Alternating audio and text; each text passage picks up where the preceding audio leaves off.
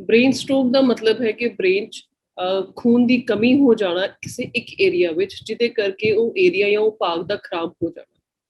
ਇਹ brain stroke ਦੋ ਤਰ੍ਹਾਂ ਦਾ ਹੋ ਸਕਦਾ ਹੈ ਕਿ ਇੱਕ ਕਾਰਨ ਹੁੰਦਾ ਹੈ ਕਿ ਕਿਉਂਕਿ ਬ੍ਰੇਨ ਦੀ ਬਲੱਡ ਸਪਲਾਈ ਵਿੱਚ ਕਿਤੇ ਨਾ ਕਿਤੇ ਕਲੌਟ ਆ ਜਾਣਾ, ਜਿਸ ਕਰਕੇ ਉਹ ਏਰੀਆ ਦੀ ਸਪਲਾਈ ਬੰਦ ਹੋਣ ਕਰਕੇ ਸਟ੍ਰੋਕ ਆ ਜਾਣਾ। ਦੂਸਰਾ ਕਾਰਨ ਇਹ ਹੁੰਦਾ ਹੈ ਕਿ ਉਸ ਏਰੀਆ ਦੀ ਬਲੱਡ ਸਪਲਾਈ ਵਿੱਚ ਬਲੱਡ ਨਾੜੀ ਦਾ ਫਟ ਜਾਣਾ, ਜਿਸ ਦੇ ਕਰਕੇ ਬ੍ਰੇਨ ਦੀ ਸਪਲਾਈ ਘੱਟ ਹੋਣ ਕਰਕੇ ਉਹ ਏਰੀਆ ਖਰਾਬ ਹੋ ਜਾਂਦਾ ਹੈ। ਸੋ ਜਾਂ ਤਾਂ ਕਲੌਟ ਫਸ ਸਕਦਾ ਹੈ ਜਾਂ ਫਿਰ ਨਾੜੀ ਦਾ ਫਟ ਜਾਣਾ। ਸੋ ਜੇ ਕਲੌਟ ਹੁੰਦਾ ਤਾਂ ਅਸੀਂ ਉਸਨੂੰ ਇਨਫਾਰਕਟ ਕਹਿ ਦਿੰਦੇ ਹਾਂ, ਜੇ ਨਾੜੀ ਫਟ ਜਾਂਦੀ ਹੈ ਤਾਂ ਉਸਨੂੰ ਹੈਮਰੇਜ ਕਿਹਾ ਜਾਂਦਾ ਹੈ। ਸੋ ਬ੍ਰੇਨ ਸਟ੍ਰੋਕ ਦੋ ਪਾਰਟਸ ਵਿੱਚ ਡਿਵਾਈਡ ਹੁੰਦਾ ਹੈ। ਬ੍ਰੇਨ ਸਟ੍ਰੋਕ ਜਿਸ ਵਿੱਚ ਇਨਫਾਰਕਟ ਹੋ ਸਕਦਾ ਹੈ, ਕਲੌਟ ਹੋ ਜਾਣਾ, ਜਾਂ ਬ੍ਰੇਨ ਹੈਮਰੇਜ ਜਿਸ ਵਿੱਚ ਨਾੜੀ ਦਾ ਫਟ ਜਾਣਾ। ਦੋਨਾਂ ਚੀਜ਼ਾਂ ਵਿੱਚ ਹੀ ਅਧਰੰਗ ਦਾ ਅਟੈਕ, ਜਿਸ ਨੂੰ ਅਸੀਂ ਕਹਿੰਦੇ ਹਾਂ, ਕਾਮਨ ਹੈ। ਦੋਨਾਂ ਚੀਜ਼ਾਂ ਨੂੰ ਹੀ ਬ੍ਰੇਨ ਸਟ੍ਰੋਕ ਕੰਬਾਈਨਡਲੀ ਕਿਹਾ ਜਾਂਦਾ ਹੈ, ਪਰ ਅਕਸਰ ਲੋਕੀ ਬ੍ਰੇਨ ਦੇ ਕਲੌਟ ਨੂੰ ਬ੍ਰੇਨ ਸਟ੍ਰੋਕ ਨਾਲ ਕਨਫਿਊਜ਼ ਕਰਦੇ ਹਨ। ਬ੍ਰੇਨ ਸਟ੍ਰੋਕ ਦੇ ਕਾਫੀ ਸਾਰੇ ਕਾਰਨ ਹੋ ਸਕਦੇ ਹਨ, ਸਟਾਰਟਿੰਗ ਫਰੋਮ ਕਿ ਜੇ ਤੁਹਾਨੂੰ ਸ਼ੂਗਰ ਹੈ ਤਾਂ ਜਾਂ ਡਾਇਬੀਟੀਜ਼ ਹੈ ਤਾਂ ਉਸਦਾ ਕੰਟਰੋਲ ਹੋਣਾ ਬਹੁਤ ਜ਼ਰੂਰੀ ਹੈ, ਕਿਉਂਕਿ ਕਾਮਨ ਰਿਸਕ ਫੈਕਟਰ ਹੈ ਬ੍ਰੇਨ ਸਟ੍ਰੋਕ ਨੂੰ। ਦੂਸਰਾ ਕਾਮਨ ਰਿਸਕ ਫੈਕਟਰ ਹੈ ਬੀਪੀ ਹੋਣਾ ਜਾਂ ਬੀਪੀ ਦਾ ਵੱਧ ਜਾਣਾ। ਸੋ ਜਦੋਂ ਬੀਪੀ ਬਹੁਤ ਜ਼ਿਆਦਾ ਵੱਧ ਜਾਂਦਾ ਹੈ ਤਾਂ ਨਾੜੀਆਂ ਵਿੱਚ ਖੂਨ ਦਾ ਬਹਾਵ ਤੇਜ਼ ਹੋਣ ਕਰਕੇ ਨਾੜੀ ਫਟ ਵੀ ਸਕਦੀ ਹੈ, ਜਾਂ ਨਾੜੀ ਜਿਹੜਾ ਕੋਈ ਕਲੌਟ ਹੈ ਉਹ ਉੱਪਰ ਜਾ ਕੇ ਬ੍ਰੇਨ ਵਿੱਚ ਕਿਤੇ ਫਸ ਸਕਦਾ ਹੈ, ਜਿਸ ਦੇ ਕਰਕੇ ਫਿਰ ਤੋਂ ਬ੍ਰੇਨ ਸਟ੍ਰੋਕ ਹੋ ਸਕਦਾ ਹੈ। ਸੋ ਬੀਪੀ, ਸ਼ੂਗਰ ਬਹੁਤ ਕਾਮਨ ਰਿਸਕ ਫੈਕਟਰਸ ਨੇ ਬ੍ਰੇਨ ਸਟ੍ਰੋਕ ਤੇ ਹੋਣਗੇ। ਥਰਡ ਕਾਮਨ ਜਿਹੜਾ ਹੈਗਾ ਸਮੋਕਿੰਗ ਜਾਂ ਫਿਰ ਐਲਕੋਹਲ ਦੀ ਇਨਟੇਕ ਹੋਣਾ। ਫੋਰਥ ਕਾਮਨ ਹੈ ਆਪਣੇ ਕੋਲੇਸਟ੍ਰੋਲ ਦਾ ਬਹੁਤ ਜ਼ਿਆਦਾ ਵੱਧ ਜਾਣਾ, ਜਾਂ ਮੋਟਾਪਾ ਹੋ ਜਾਣਾ, ਓਬੇਸਿਟੀ ਹੋ ਜਾਣਾ। ਸੋ ਬਹੁਤ ਜ਼ਰੂਰੀ ਹੈ ਕਿ ਕੋਲੇਸਟ੍ਰੋਲ ਦਾ ਕੰਟਰੋਲ ਵਿੱਚ ਰਹਿਣਾ, ਕਿਉਂਕਿ ਕੋਲੇਸਟ੍ਰੋਲ ਦੇ ਵਧਣ ਕਰਕੇ ਬ੍ਰੇਨ ਦੇ ਕਲੌਟਸ ਵੱਧ ਸਕਦੇ ਹਨ। ਸੋ ਇਹ ਕੁਝ ਕਾਮਨ ਰਿਸਕ ਫੈਕਟਰਸ ਨੇ ਜਿਨ੍ਹਾਂ ਕਰਕੇ ਸਟ੍ਰੋਕ ਹੋ ਸਕਦਾ ਹੈ। ਪਰ ਸਟ੍ਰੋਕ ਬੇਸਿਕਲੀ ਕਿਸੇ ਵੀ ਉਮਰ ਤੇ, ਅੱਜ ਕੱਲ ਕਿਸੇ ਵੀ ਉਮਰ 'ਚ ਕਿਸੇ ਵੀ ਮੇਲ ਜਾਂ ਫੀਮੇਲ ਕਿਸੇ ਨੂੰ ਵੀ ਹੋ ਸਕਦਾ ਹੈ। ਬੀ ਫਾਸਟ ਦਾ ਮਤਲਬ ਹੈ ਕਿ it's a English word. B ਤੋਂ ਬੈਲੈਂਸ, ਈ ਤੋਂ ਆਈ ਪ੍ਰੋਬਲਮਸ, ਫਾਸਟ ਐਫ ਤੋਂ ਫੇਸ, ਏ ਤੋਂ ਆਰਮ, ਐਸ ਤੋਂ ਸਪੀਚ ਤੇ ਟੀ ਤੋਂ time. So be fast divide ਕਰਕੇ ਅਸੀਂ ਇਹ ਦੱਸਦੇ ਹਾਂ ਕਿ ਸਟ੍ਰੋਕ ਦੇ ਸਿੰਪਟਮਸ ਕੀ ਹੋ ਸਕਦਾ ਹੈ। ਸੋ ਸਟਾਰਟਿੰਗ ਫਰੋਮ ਬੀ, ਬੈਲੈਂਸ ਦਾ ਖਰਾਬ ਹੋ ਜਾਣਾ। ਇਹਦਾ ਮਤਲਬ ਹੈ ਕਿ ਸਡਨਲੀ ਇੱਕਦਮ ਬੈਠੇ ਜਾਂ ਕੋਈ ਕੰਮ ਕਰਦੇ ਤੁਹਾਨੂੰ ਇਦਾਂ ਫੀਲ ਹੋਵੇ ਕਿ ਤੁਹਾਡਾ ਬੈਲੈਂਸ ਨਹੀਂ ਬਣ ਰਿਹਾ, ਚੱਲਣ 'ਚ ਦਿੱਕਤ ਆ ਰਹੀ ਹੈ, ਜਾਂ ਤੁਸੀਂ ਕਿਸੇ ਇੱਕ ਪਾਸੇ ਡਾਇਵਰਟ ਕਰ ਰਹੇ ਹੋ, ਤਾਂ ਤੁਹਾਨੂੰ ਸਟ੍ਰੋਕ ਹੋਣ ਦੇ ਚਾਂਸਸ ਹੋ ਸਕਦੇ ਹਨ। ਸੈਕਿੰਡ, ਈ ਦਾ ਮਤਲਬ ਹੈ ਆਈ ਪ੍ਰੋਬਲਮ। ਆਈ ਪ੍ਰੋਬਲਮ ਜ਼ਿਆਦਾ ਇੱਕ ਪਾਸੇ ਦੀ ਅੱਖ ਦਾ ਦਿਖਣਾ ਘੱਟ ਹੋ ਜਾਣਾ, ਵਿਜ਼ਨ ਖਰਾਬ ਹੋ ਜਾਣਾ, ਇਹ ਵਿਜ਼ਨ ਕੰਪਲੀਟਲੀ ਖਤਮ ਹੋ ਜਾਣਾ, ਜਾਂ ਇਹ ਕਹਿ ਲਓ ਕਿ ਧੁੰਦਲਾ ਦਿਖਣਾ, ਇਹ ਵੀ ਸਟ੍ਰੋਕ ਦਾ ਇੱਕ ਸਿੰਪਟਮ ਹੋ ਸਕਦਾ ਹੈ। ਥਰਡ, ਫਾਸਟ ਵਿੱਚ ਸਭ ਤੋਂ ਪਹਿਲਾਂ ਫੇਸ ਤੇ ਕੀ ਸਿੰਪਟਮਸ ਆ ਸਕਦੇ ਹਨ। ਫੇਸ ਤੇ ਇੱਕ ਪਾਸੇ ਟੇਢਾ ਹੋ ਜਾਣਾ, ਇੱਕ ਪਾਸੇ ਇਥੋਂ ਥੁੱਕਦਾ ਨਿਕਲਣਾ, ਜਾਂ ਅੱਖ ਬੰਦ ਨਾ ਹੋ ਪਾਣਾ। ਸੋ ਜੇ ਤੁਹਾਨੂੰ ਫੇਸ ਦੇ ਸਿੰਪਟਮਸ ਆਏ ਹਨ ਤਾਂ ਵੀ ਤੁਹਾਨੂੰ ਸਟ੍ਰੋਕ ਹੋਣ ਦੇ ਚਾਂਸਸ ਹੈ। ਨੈਕਸਟ, ਏ ਤੋਂ ਆਮ ਦਾ ਮਤਲਬ ਹੈ ਕਿ ਬਾਂਹ ਦਾ ਇੱਕ ਪਾਸੇ ਖੜ ਜਾਣਾ। ਸੋ ਜੇ ਤੁਹਾਨੂੰ ਮਹਿਸੂਸ ਹੋਵੇ ਕਿ ਤੁਹਾਡੀ ਪਕੜ ਕਮਜ਼ੋਰ ਹੋ ਰਹੀ ਹੈ, ਜਾਂ ਬਾਂਹ ਇੱਕ ਪਾਸੇ ਨੂੰ ਡਿੱਗ ਰਹੀ ਹੈ, ਜਾਂ ਬਾਂਹ ਨਾਲ ਤੁਸੀਂ ਕੰਮ ਨਹੀਂ ਕਰ ਪਾ ਰਹੇ, ਤਾਂ ਹੋ ਸਕਦਾ ਸਟ੍ਰੋਕ ਦੇ ਸਿੰਪਟਮ ਆ ਰਹੇ। ਨੈਕਸਟ, ਸਪੀਚ ਦਾ ਮਤਲਬ ਹੈ ਬੋਲਣਾ। ਸੋ ਬੋਲਣ ਵਿੱਚ ਜੇ ਤੁਹਾਨੂੰ ਫਰਕ ਲੱਗਦਾ ਹੈ ਕਿ ਜ਼ਬਾਨ ਤਤਲਾ ਰਹੀ ਹੈ ਜਾਂ ਬੋਲਿਆ ਨਹੀਂ ਜਾ ਪਾ ਰਿਹਾ, ਤਾਂ ਇਹ ਵੀ ਇੱਕ ਸਟ੍ਰੋਕ ਦਾ ਸਿੰਪਟਮ ਹੋ ਸਕਦਾ ਹੈ। ਸੋ ਬੀ ਫਾਸਟ ਸਾਨੂੰ ਇਹ ਦੱਸਦਾ ਹੈ ਕਿ ਇਹ ਜੇ ਸਭ ਸਿੰਪਟਮ ਤੁਹਾਨੂੰ ਇੱਕਦਮ ਡਿਵੈਲਪ ਹੁੰਦੇ ਹਨ, ਇੱਕਦਮ ਬੈਠੇ ਤੁਹਾਨੂੰ ਲੱਗਦਾ ਹੈ ਕਿ ਇਹ ਸਾਰੇ ਸਿੰਪਟਮ ਡਿਵੈਲਪ ਹੋਏ ਨੇ, ਤੁਹਾਨੂੰ ਸਟ੍ਰੋਕ ਹੋ ਸਕਦਾ ਹੈ। Last but very important, T is time. So time is brain, ਜੋ ਕਿ ਅਸੀਂ ਸਟ੍ਰੋਕ 'ਚ ਕਹਿੰਦੇ ਹਾਂ ਕਿ ਜਿੰਨੀ ਜਲਦੀ ਤੁਸੀਂ ਸਟ੍ਰੋਕ ਦੇ ਸਿੰਪਟਮਸ ਨੂੰ ਨੋਟਿਸ ਕਰ ਲਓਗੇ ਐਂਡ ਜਿੰਨੀ ਜਲਦੀ ਹਸਪੀਟਲ ਲੈ ਕੇ ਆ ਪਾਓਗੇ, ਅਸੀਂ ਉਨੀ ਜਲਦੀ ਤੁਹਾਨੂੰ ਹੈਲਪ ਕਰ ਪਾਵਾਂਗੇ। ਬ੍ਰੇਨ ਦੇ ਵਿੱਚ ਪ੍ਰੋਬਲਮ ਇਹ ਹੈ ਕਿ ਜਿੰਨੀ ਦੇਰ ਤੱਕ ਖੂਨ ਦਾ ਬਹਾਵ ਰੁਕਿਆ ਰਹੇਗਾ, ਉਨਾ ਹੀ ਡੈਮੇਜ ਜ਼ਿਆਦਾ ਹੁੰਦਾ ਜਾਏਗਾ। ਸੋ ਹੌਲੀ ਟਾਈਮ ਦੇ ਨਾਲ ਜਿਹੜਾ ਕਲੌਟ ਹੁੰਦਾ ਹੈ ਇਹ ਪੱਕਾ ਹੁੰਦਾ ਜਾਂਦਾ ਹੈ। ਪਹਿਲਾਂ ਕਲੌਟ ਸੌਫਟ ਹੁੰਦਾ ਹੈ, ਦੈਨ ਹੌਲੀ ਵੱਧਦਾ ਜਾਂਦਾ ਹੈ, ਪੱਕਾ ਹੋ ਜਾਂਦਾ ਹੈ। ਸੋ ਬਹੁਤ ਘੱਟ ਟਾਈਮ ਹੁੰਦਾ ਹੈ ਕਿਸੇ ਕੋਲ ਵੀ ਜਦੋਂ ਇਹ ਕਲੌਟ ਬਣਨਾ ਸ਼ੁਰੂ ਹੋ ਜਾਂਦਾ ਹੈ। ਇਸੇ ਲਈ ਕਿਹਾ ਜਾਂਦਾ ਹੈ ਕਿ ਟਾਈਮ ਇਜ਼ ਬ੍ਰੇਨ। ਜਿੰਨੀ ਜਲਦੀ ਅਸੀਂ ਹਸਪੀਟਲ ਪਹੁੰਚ ਪਾਉਂਗੇ, ਉਨੇ ਹੀ ਜਲਦੀ ਅਸੀਂ ਇਹ ਕਲੌਟ ਨੂੰ ਕਲੀਅਰ ਕਰਨ ਦੀ ਕੋਸ਼ਿਸ਼ ਕਰ ਸਕਦੇ ਹਾਂ, ਸੋ ਤਾਂ ਕਿ ਘੱਟ ਤੋਂ ਘੱਟ ਬ੍ਰੇਨ ਦਾ ਏਰੀਆ ਡੈਮੇਜ ਹੋ ਸਕੇ। ਸੋ ਬਹੁਤ ਇੰਪੋਰਟੈਂਟ ਹੈ ਟਾਈਮ ਸਿਰ ਪਹੁੰਚਣਾ। ਬੀ ਫਾਸਟ ਆਪਣੇ ਆਪ 'ਚ ਹੀ ਇੱਕ ਮੁਹਾਵਰਾ ਵੀ ਹੈ ਕਿ ਟਾਈਮ ਸਿਰ ਪਹੁੰਚੋ।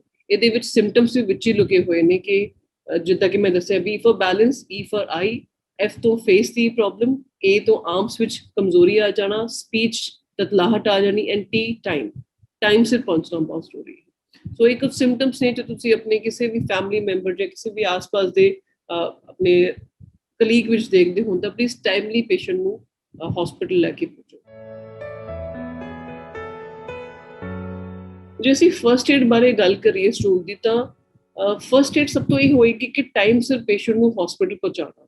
ਤੁਹਾਡਾ ਮੇਨ ਮੋਟਿਵ ਇਹ ਹੋਣਾ ਚਾਹੀਦਾ ਹੈ ਕਿ ਪੇਸ਼ੈਂਟ ਜਲਦੀ ਤੋਂ ਜਲਦੀ ਹਸਪੀਟਲ ਪਹੁੰਚ ਸਕੇ, ਕਿਤੇ ਵੀ ਰਸਤੇ 'ਚ ਰੁਕ ਕੇ ਉਸਦੀ ਟ੍ਰੀਟਮੈਂਟ ਨਾ ਸ਼ੁਰੂ ਕਰਾਈ ਜਾਵੇ। ਕਿਉਂਕਿ ਜੇ ਤੁਸੀਂ ਰਸਤੇ 'ਚ ਰੁਕ ਕੇ ਤੁਸੀਂ ਸੋਚੋ ਕਿ ਮੈਂ ਫਸਟ ਏਡ ਲੈ ਕੇ ਉਸ ਤੋਂ ਬਾਅਦ ਵੱਡੇ ਹਸਪੀਟਲ ਚਲਾ ਜਾਏਗਾ ਤਾਂ ਤੁਸੀਂ ਉਹ ਟਾਈਮ ਨੂੰ ਖਰਾਬ ਕਰ ਲਓ।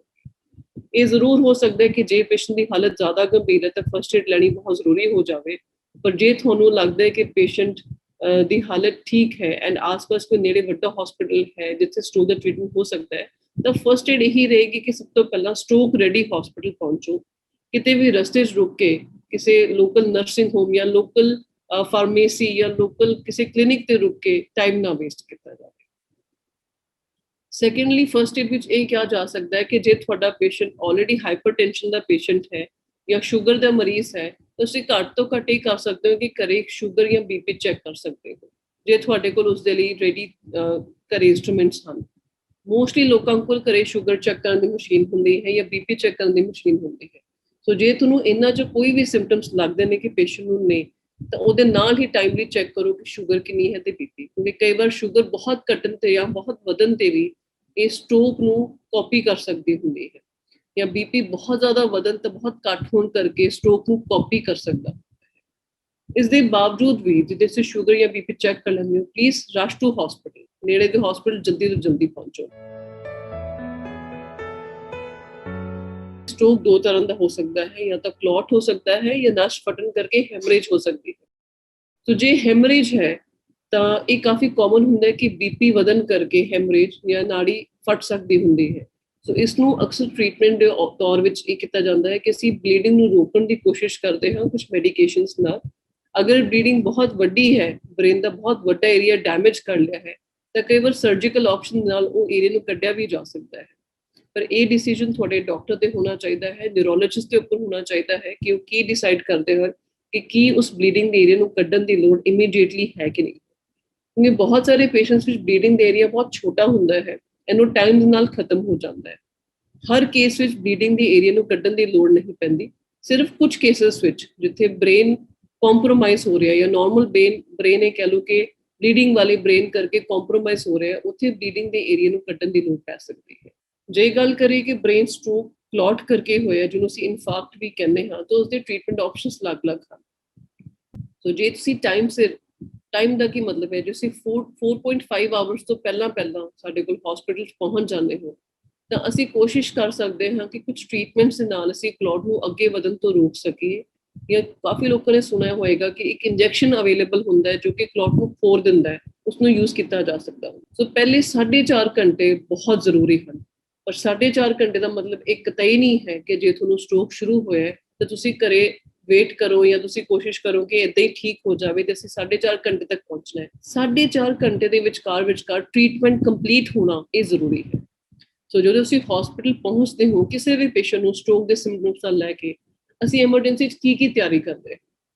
ਜਿੱਦਾਂ ਅਸੀਂ ਐਮਰਜੈਂਸੀ 'ਚ ਪੇਸ਼ੈਂਟ ਰਿਸੀਵ ਕਰਦੇ ਹਾਂ ਸਟ੍ਰੋਕ ਦੇ ਨਾਲ, ਅਸੀਂ ਕੋਸ਼ਿਸ਼ ਕਰਦੇ ਹਾਂ ਕਿ ਪਹਿਲਾਂ ਫਸਟ ਏਡ, ਉਹਦਾ ਕੀ ਮਤਲਬ ਹੈ ਸ਼ੂਗਰ, ਬੀਪੀ, ਆਕਸੀਜਨ ਸੈਚੂਰੇਸ਼ਨ, ਇਹ 3-4 ਚੀਜ਼ਾਂ ਚੈੱਕ ਕਰਕੇ ਅਸੀਂ ਪੇਸ਼ੈਂਟ ਨੂੰ ਇਮੀਡੀਏਟਲੀ ਸੀਟੀ ਸਕੈਨ ਦੇ ਏਰੀਆ 'ਚ ਮੂਵ ਕਰਦੇ ਹਾਂ ਤਾਂ ਕਿ ਸਕੈਨ ਕੀਤਾ ਜਾ ਸਕੇ, ਦੇਖਿਆ ਜਾ ਸਕੇ ਕਿ ਬ੍ਰੇਨ 'ਚ ਕਲੌਟ ਹੈ ਜਾਂ ਬਲੀਡਿੰਗ ਹੈ। ਜਦੋਂ ਇਹ ਤੈਅ ਹੋ ਜਾਂਦਾ ਹੈ ਕਿ ਕਲੌਟ ਹੈ ਤਾਂ ਇਮੀਡੀਏਟਲੀ ਨਾਲ ਦੀ ਨਾਲ ਇਹ ਟੈਸਟ ਕੀਤਾ ਜਾਂਦਾ ਹੈ ਕਿ ਬ੍ਰੇਨ ਦੀ ਕਿਹੜੀ ਨਾੜੀ ਕਿੰਨੇ % ਡੈਮੇਜ ਹੋ ਚੁੱਕੀ ਹੈ ਜਾਂ ਕਲੌਟ ਕਿੰਨੇ % ਅੱਗੇ ਤੱਕ ਪਹੁੰਚ ਚੁੱਕਿਆ ਹੈ। ਡਿਪੈਂਡਿੰਗ ਔਨ ਇਹ ਸਕੈਨਸ ਤੇ ਅਸੀਂ ਇਹ ਡਿਸਾਈਡ ਕਰਦੇ ਹਾਂ ਕਿ ਤੁਹਾਨੂੰ ਕਿੱਦਾਂ ਦੀ ਟ੍ਰੀਟਮੈਂਟ ਆਪਸ਼ਨਸ ਅਸੀਂ ਪ੍ਰੋਵਾਈਡ ਕਰ ਸਕਦੇ ਹਾਂ। ਕੀ ਉਹ ਇੰਜੈਕਸ਼ਨ ਤੁਹਾਡੇ ਲਈ ਹੈਲਪਫੁਲ ਹੋਵੇਗਾ ਜਾਂ ਨਹੀਂ, ਇੱਕ ਸਕੈਨ ਦੱਸ ਸਕਦਾ ਹੁੰਦਾ ਜਾਂ ਤੁਹਾਡੇ ਨਿਊਰੋਲੋਜਿਸਟ ਤੁਹਾਡੇ ਲਈ ਡਿਸਾਈਡ ਕਰ ਸਕਦੇ ਹੋ। ਇਸ ਤੋਂ ਇਲਾਵਾ ਇੱਕ ਲੇਟੈਸਟ ਆਪਸ਼ਨ ਜੋ ਸਾਡੇ ਕੋਲ ਅੱਜ ਕੱਲ੍ਹ ਹੈ, ਨਿਊਰੋ ਇੰਟਰਵੈਂਸ਼ਨ। ਨਿਊਰੋ ਇੰਟਰਵੈਂਸ਼ਨ ਦਾ ਇਹ ਮਤਲਬ ਹੈ ਕਿ ਜੇਕਰ ਕਲੌਟ ਨੂੰ 4.5 ਘੰਟੇ ਤੋਂ ਉੱਪਰ ਹੋ ਗਏ ਹਨ ਜਾਂ ਕਲੌਟ ਪੱਕਾ ਹੁੰਦਾ ਜਾ ਰਿਹਾ ਹੈ ਜਾਂ ਸਾਨੂੰ ਲੱਗ ਰਿਹਾ ਕਿ ਕਲੌਟ ਸਾਡੀ ਮੇਨ ਕਿਸੇ ਬਲੱਡ ਦੀ ਨਾੜੀ ਵਿੱਚ ਰੁਕਿਆ ਹੋਇਆ ਹੈ ਜਿਹਨੂੰ ਕਿ ਕੱਢ ਕੇ ਅਸੀਂ ਉਹ ਏਰੀਆ ਨੂੰ ਬਚਾ ਸਕਦੇ ਹਾਂ, ਤਾਂ ਕੁਝ ਇਦਾਂ ਦੀਆਂ ਆਪਸ਼ਨਸ ਅਵੇਲੇਬਲ ਨੇ ਕਿ ਅਸੀਂ ਉਸ ਕਲੌਟ ਨੂੰ ਕੱਢ ਕੇ ਲੈ ਕੇ ਆ ਸਕਦੇ ਹਾਂ ਕੁਝ ਸਟੈਂਟਸ ਦੇ ਥਰੂ।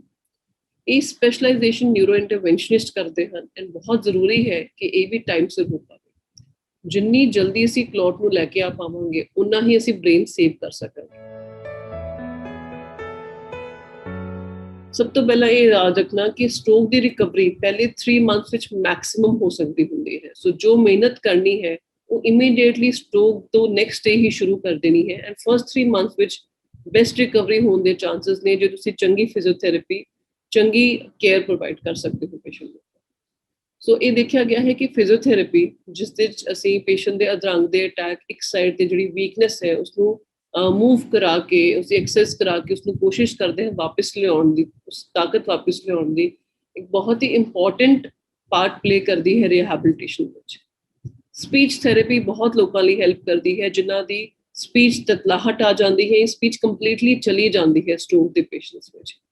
ਸੋ ਪਹਿਲੇ 3 ਮੰਥਸ ਵਿੱਚ ਇਹ ਕੋਸ਼ਿਸ਼ ਕਰਨੀ ਹੈ ਕਿ ਫਿਜ਼ੀਓਥੈਰੇਪੀ, ਸਪੀਚ ਥੈਰੇਪੀ ਬਹੁਤ ਜ਼ਰੂਰੀ ਤੇ ਰੈਗੂਲਰ ਰਹੇ ਪੇਸ਼ੈਂਟਸ ਲਈ। ਹਾਲਾਂਕਿ ਕੁਝ ਪੇਸ਼ੈਂਟਸ 1 ਈਅਰ ਤੱਕ, ਪੂਰੇ 1 ਸਾਲ ਤੱਕ ਵੀ ਬਹੁਤ ਅੱਛਾ ਰਿਸਪੌਂਸ ਦਿਖਾਉਂਦੇ ਨੇ, ਪਰ ਪਹਿਲੇ 3 ਮਹੀਨੇ ਤੋਂ ਲੈ ਕੇ ਬਹੁਤ ਅੱਛਾ ਰਿਸਪੌਂਸ ਆਉਣਾ ਜ਼ਰੂਰੀ ਹੈ।